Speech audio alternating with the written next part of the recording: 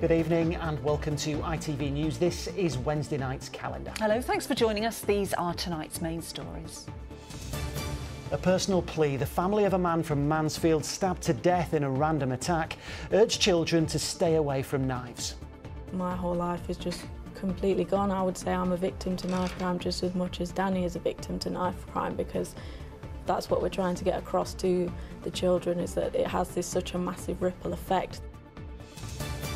A man appears in court over a crash which killed a mother and her 4-year-old daughter as they walked to school in Leeds. The Sheffield golfer preparing to tee off for his US Open debut tomorrow. And the 3 paramedics rowing 3,000 miles as part of an epic Atlantic charity challenge.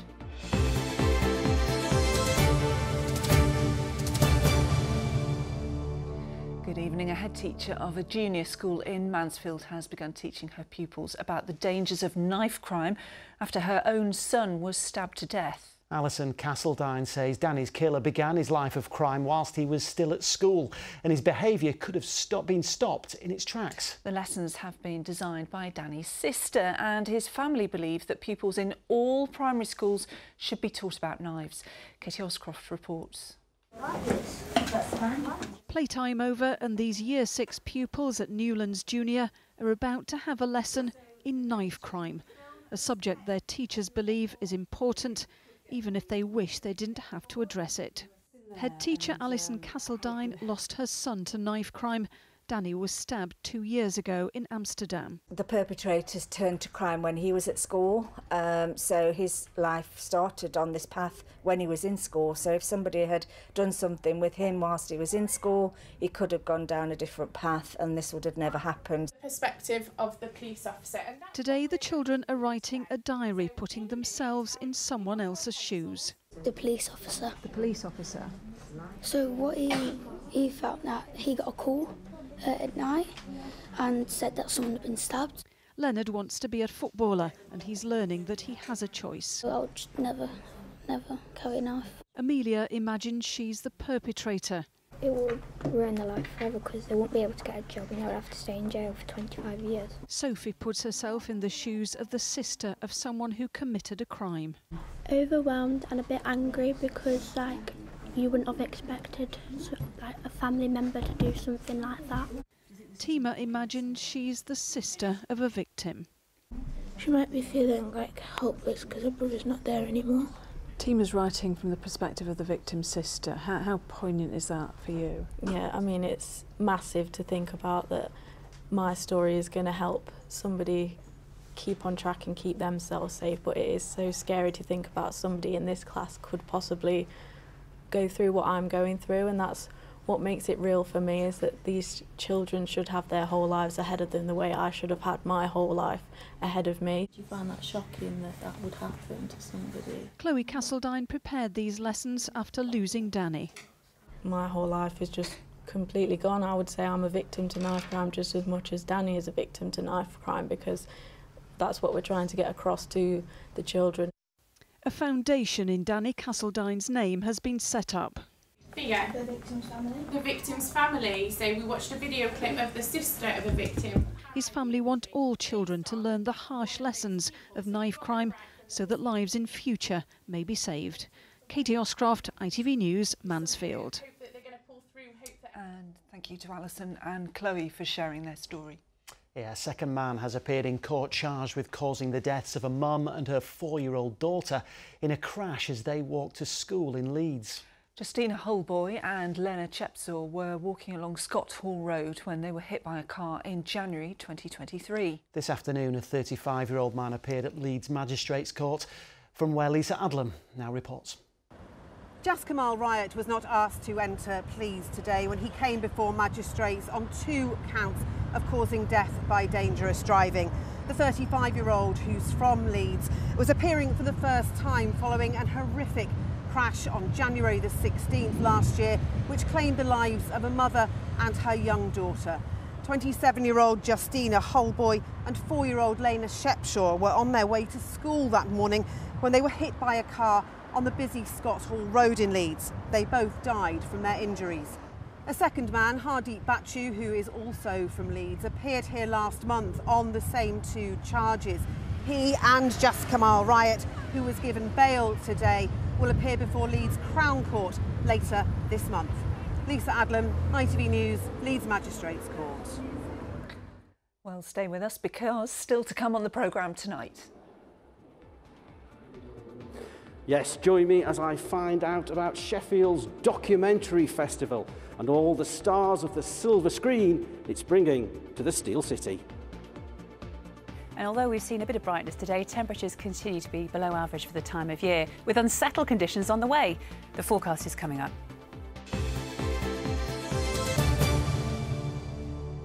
Time for some more news from around the region first, though. A woman who's campaigning for so-called smart motorways to be scrapped has created a huge outdoor exhibition.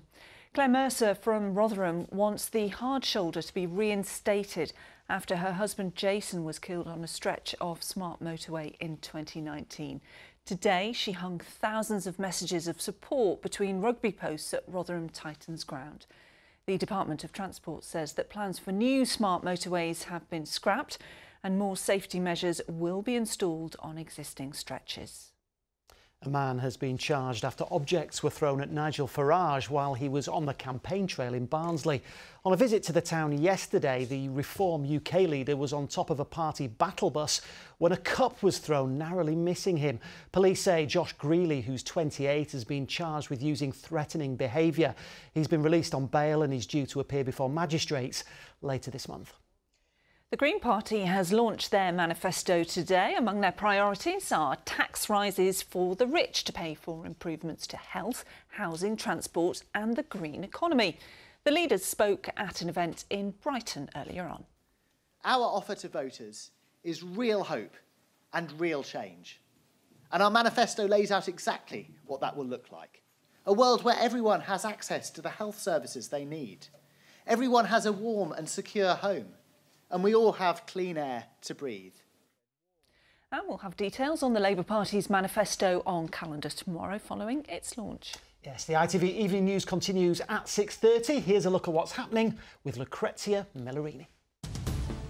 Coming up, no Sky TV. Rishi Sunak reveals the sacrifices he faced growing up. The PM discusses the political and personal in the Tonight interview he did after leaving D-Day early. Also, the economy flatlines after a damp April, but is the lack of growth as bad as it sounds? The Greens get going, launching their manifesto with plans to tax the super rich. And England gear up for their opening match at the Euros. Join me for those stories and more at 6:30. Thank you very much, Lucrezia. We certainly will. Now, don't forget that it is Father's Day this weekend. It's a chance, of course, for many children and adults to thank dads for all their love and support. But it can be a painful time for a large number of men who might be childless and don't want to be. Yes, a quarter of men over 42 don't have children for reasons beyond their control. A mental health charity in Bradford says it's important that they feel it's OK to talk about this. Kevin Ashford now reports. It's a time of celebration for fathers and their children. But for men who aren't parents, even though they wanted youngsters, Father's Day can be a painful reminder of the relationships missing from their lives. Author and journalist Robert Nurden is childless. He'd always assumed he would be a parent, but it never happened. Robert's written a book about his experience and that of other men in the same situation. He says this time of year can be difficult for many. Societal events I don't take particularly much notice of, but I have been known on Father's Day to stay in and hunker down with a good book rather than go out and see supposedly happy families. They may not be all be happy, but some people, and Mother's Day for women, it's an incredibly hard time. Staff at this mental health charity in Bradford say it's vital that childless men are able to talk about their feelings. All those emotions that they've got sort of churning around inside will often be covered up and masked, and they won't speak about their emotions, but I think it's kind of key to offload. I think it's mainly a reluctance to pick up a phone and speak to someone. I think I've noticed through services here that people will come and speak to somebody face to face, but the phone support service is mainly women that will pick a phone up rather than men. One recent study found that 25% of men over the age of 42 do not have children. That's 5% more than women of the same age group. And around 40% of the men who aren't fathers but wanted to be have experienced depression, and 25% have felt a deep anger. Their emotions familiar to the report's author, who is also childless. I had a colleague who became a father, and I was so jealous of him. So jealous. I couldn't face him, and we used to have teas and coffees and lunches together, and I'd walk round the other way around the building so I didn't have to pass his office because I was so jealous. And a lot of men say this, I'm so jealous. There's nothing for me to express. Nobody's ever said this about men before, and that's why I became interested in it, and that's when I found out there's really nothing around men and their emotional experience. Campaigners say childlessness can have a big impact on men's mental health. It also means a growing number of men won't have families to support them as they get older, a task that will fall instead on the rest of society. Kevin Ashford, ITV News.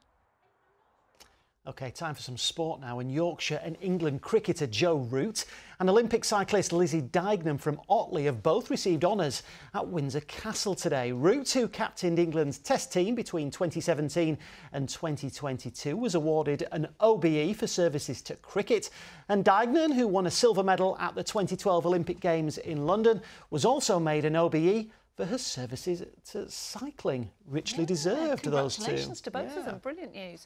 Now, our region is getting a bit of a reputation for producing talented golfers, isn't it? There's Rotherham's Danny Willett, who won the Masters in 2016. Matt Fitzpatrick from Sheffield, the US Open 2 years ago. Yeah, great golfers, both of them.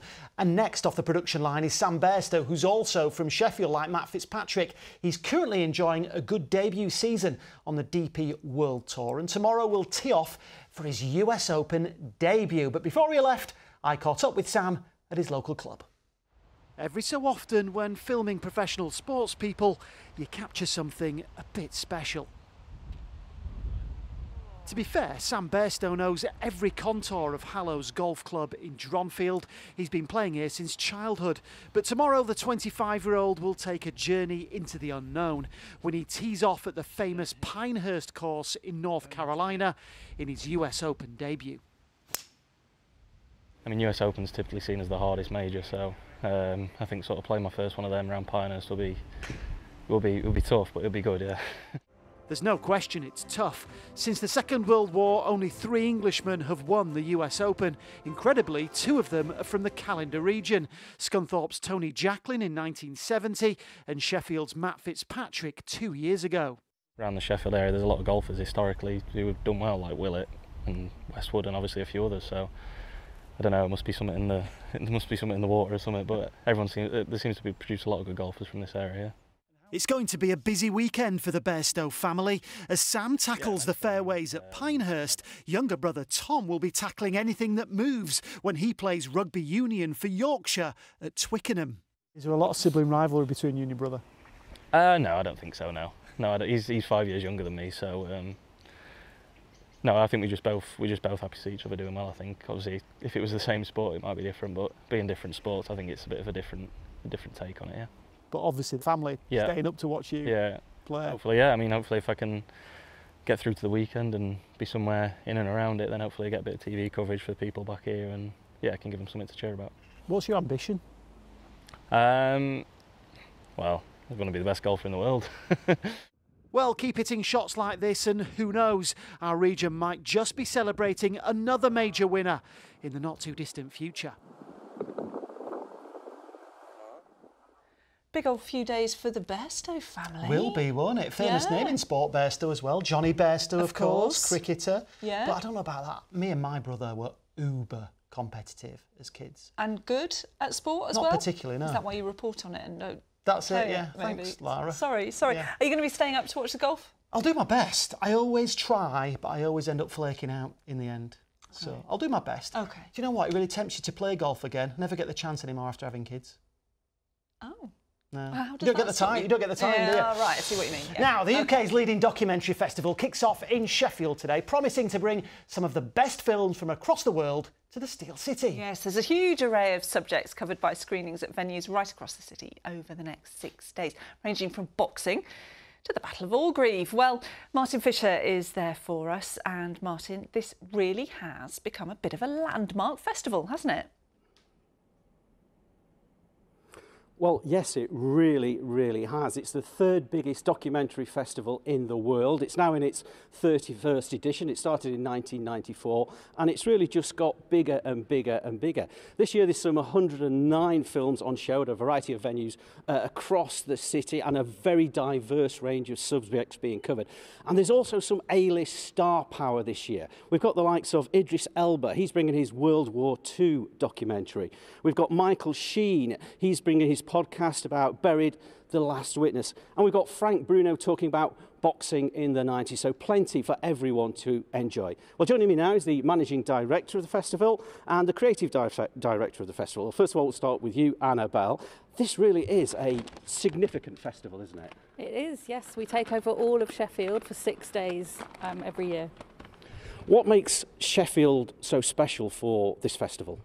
Sheffield's the friendliest city in the UK, or at least we like to say that. So all of our filmmakers who visit always comment on what a great time they have with us. And we also love that our festival's walkable, so you can come to all of the different venues, spend a day, see a lot of the city, see a lot of different events. Some very important films are being shown, not least the film about the Battle of Orgreave. We are in Sheffield. Yes, we're so delighted to have this film premiering with us. It's a world premiere, and we're going to have a lot of the people who are actually involved in the event itself at the festival too. And turning to you, Raoul, it's not just about films though, is it? There's a lot more going on as well. Definitely. We have also a market that is called the Meat Market, but we also have place for podcasts, for series, for shorts, and it's a place where everything that is about documentary kind of melt. Is it about business as well? People can really take advantage of this and get their product out there? Yeah, absolutely. A lot of people come with projects in development or in production, and they can find a co-producer, they can find someone that may be a broadcaster that want to keep join the team. Okay, Raoul, I've got to ask, what are you looking forward to seeing most? Well, I'm very much looking for the big events that we have at the Crucible. There is a film from Tilda Swinton, for example, that will be moderated by iconic Walter Murch. I'm really looking forward for that conversation. Thanks, Raoul. And Annabelle, what are you looking forward to? I'm really excited that Munya Chihuahua is coming back to us for the second year. He also is from Sheffield, so we love to have him back in the city. Lovely, thanks, Annabelle. So lots to see here in Sheffield over the next few days. Yes, thank you very much. It's going to be absolutely great, isn't it? It is. I love a good film. Yeah. Don't get the chance to get to the cinema as much for the same reasons I explained about the children. Golf. Yeah. Yeah. Now, when you think of a paramedic, you presume that they're cool, calm and collected, and it's a good job, as a team of medics which trained in Bradford are preparing to take on a monumental charity challenge. Yes, the group who've named themselves the Par-Or Medics. Or, yeah, got it. Yeah, will be competing in the Atlantic Challenge, which sees them row 3,000 miles in deep, cold waters. 2 of the 3 involved are currently working with the Yorkshire Ambulance Service and are training in Scarborough for the event. Matt Price went to meet them. They're used to unpredictability and dealing with the unknown, but this is a challenge like no other. Yorkshire paramedics here in Scarborough training for the world's toughest row, an endurance test which will put them through their paces. I think this is the first training row I've turned up to where I've not come straight from a shift, so I've done the last couple of them absolutely sleep deprived. But it's almost an advantage for us, I think, because part of the race is going to be sleep deprivation with the 3 hours on, 3 hours off, 24/7. We're on the water with 2/3 of the trio today, who will set off from La Gomera in the Canary Islands in December before rowing some 3,000 miles to Antigua. The next few months are all about planning and preparation before pitting themselves against 40 other teams from across the globe. We started a few months ago just doing inland training in the Lake District, getting to grips with the boat, and now we're heading out and enjoying what the sea's got to throw at us. So plenty of drills using all the bits of kit that we need, so navigation-wise, safety-wise, learning to cook, eat, sleep on the boat has all been really good fun. Working on frontline emergency ambulances over the last 4 years has been challenging. COVID brought with it fatigue and strain, and they're applying skills learnt during that testing time right here.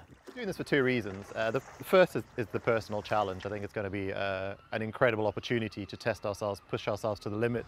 And then the second part of this whole enterprise is obviously raising awareness and hopefully quite a bit of money for the charities that we're supporting, just to allow them to continue to do the amazing work that they do within the communities around Yorkshire.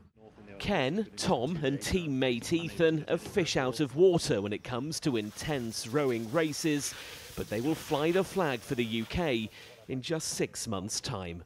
Matt Price, ITV News in Scarborough.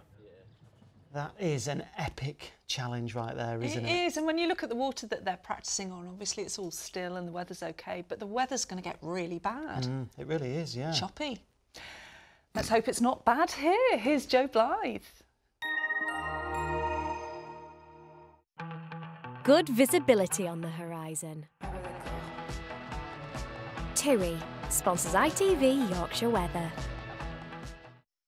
Thank you. A very good evening to you. A bit of brightness around today and to end this evening, and a fine start for many of us tomorrow. However, we are due a rather wet and windy spell by tomorrow evening as low pressure regains control of our weather. This is the rain band, accompanied by gusty winds. By the time we get to tomorrow evening, tomorrow night, quite windy conditions. It might be worth bringing any loose items in from the garden and furniture perhaps. It'll be quite windy for a time tomorrow night.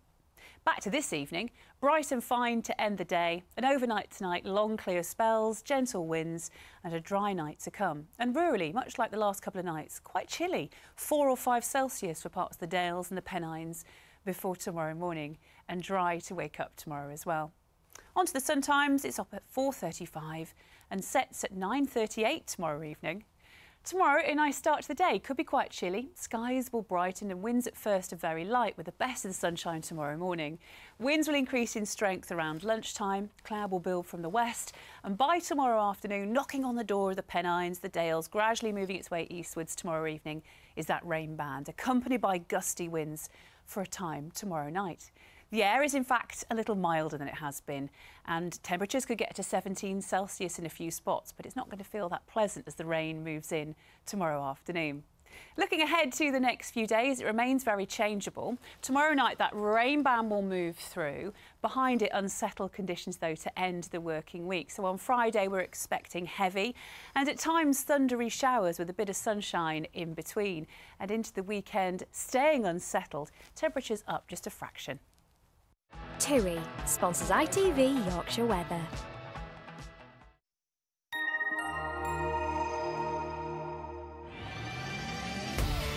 Hello, summer. TIRI sponsors ITV Pollen Count. The grass pollen season has been gaining momentum over the last few days and levels have peaked at high. It's quite changeable weather-wise through the rest of the week, so moderate is the worst we can expect, thankfully. Bye-bye for now. Oh, a bit of a miserable weekend then, isn't it? We have to dig the cagoule out, won't we? It sounds like it's going to be a wet one. Yeah, definitely. Yeah, OK, well, that's it from us for now. Arif's back at 10:30. Lucrezia Millerini is up next. See you later. Bye-bye.